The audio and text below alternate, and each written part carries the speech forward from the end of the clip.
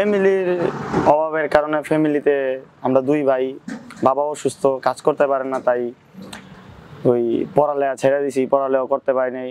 ফ্যামিলিতে অভাব অনটন, এই কারণে এই ব্যবসায় আসা আর অনেক কষ্ট হয়েছে। এই জায়গায় আসাতে পড়ালেখা করতে চাইছিলাম, অনেক চেষ্টা করছি পড়ালেখা করার, কিন্তু পড়ালেখাটা করতে পারি না। ক্লাস 3 পর্যন্ত পড়ছি এই অভাবের কারণে।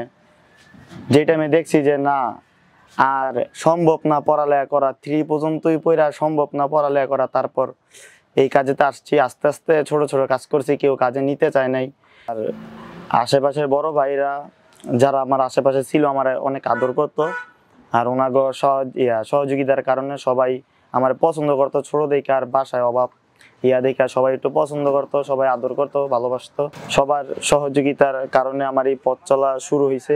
ইনশাল্লাহ আমি এখন একটু আগে একটু ছিল, আগে একবার পুরোপুরি না হলে এখন একটু ভালো আছি। আরো একটা ভালো কিছু করার ইচ্ছা আছে যদি আল্লাহ তাআলা করায়। এখন এটা নিয়ে আমি খুশি আছি, যদি এটা আরো ভবিষ্যতে বড় কিছু করতে পারি।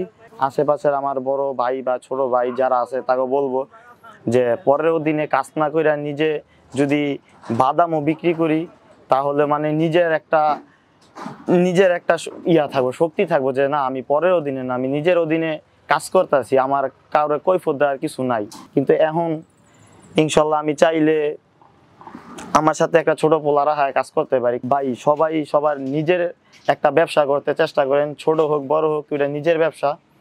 যদি আমরা নিজেরাই নিজেকে ব্যবসা করি ভাই, তাহলে আমাদের অধীনে অন্য লোকেরা কাজ করবে। এমনি আমি সারাদিন ইনকাম করব, আমার যদি একটা মানুষের কাজে যাই তাহলে সারাদিন ইনকাম করবো আমি 500 টাকা। আর আমি যদি একটা ব্যবসা করি, আমার 1 মাস হয়তো বা ইনকাম না হোক, 2 মাস ইনকাম না হোক, 3 মাসের টাইমে হয়তো বা আমার ভালো একটা প্রফিট আসবে। ওই টাইমে আমার এই টাকা থেকে 500-1000 টাকার থেকেও ভালো একটা প্রফিট আসবে। ওই টাইমে আমি আমার অধীনে আরো 2-1 জন মানুষ রাখতে পারবো, আরো আমার অধীনে আরো 2-1 জন কর্মচারী রাখতে পারবো।